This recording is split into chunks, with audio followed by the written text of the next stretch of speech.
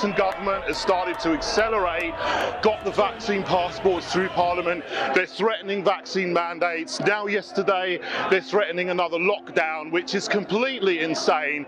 It will start to ruin businesses again. You know, they're saying the pubs can open, but only outside. I mean, they're just psychologically abusing the whole nation. And we've got to stand up and say no. Even though it is midwinter, we've got thousands of people here. I don't know how many thousands, but, you know, for this time of year, there's a huge number of people who say, we're not going to put up with this. We are going to have non-compliance on a massive scale with these repugnant laws and regulations, which they've got no right to make because they undermine our fundamental freedoms, which are ours. No government has the right to take them away. And if they do so, in my opinion, they're acting unlawfully, and I do not consent, and I will not comply, and neither will thousands of people here or millions of people watching at home.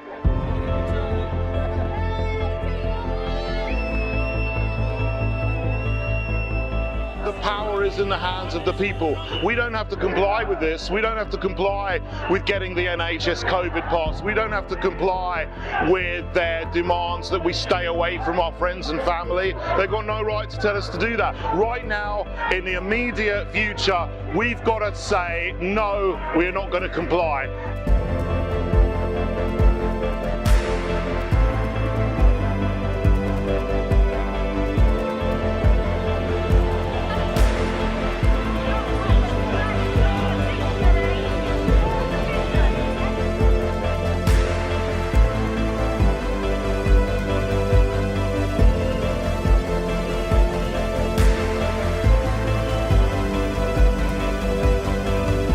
We oppose vaccine passports.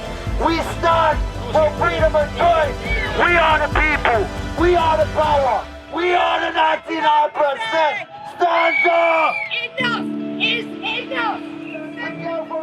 We stand for freedom. I know there's lots of, it's not changing policy, it's not changing the government's mind and stuff like that, and I agree completely. But then at the same time, it's bringing people together. And it's making a statement as well of like, look, there are millions of us guys. Like, I know a lot of people that are really struggling now. Like, it's got real for them.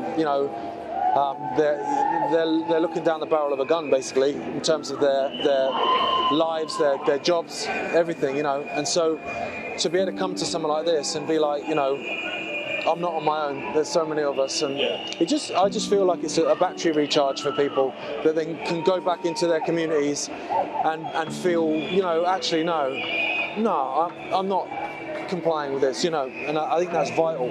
The fact that they're voting for this stuff is, they can go ahead and vote for it. It's whatever, that's their thing, but just don't comply with it. Just because my MP, like Nigel Mills, oh mate. Just because he's voting for something, it doesn't mean I'm going to do it. Do you know what I mean? Like, if I'm taking rules from people like that, I'd be more concerned about myself.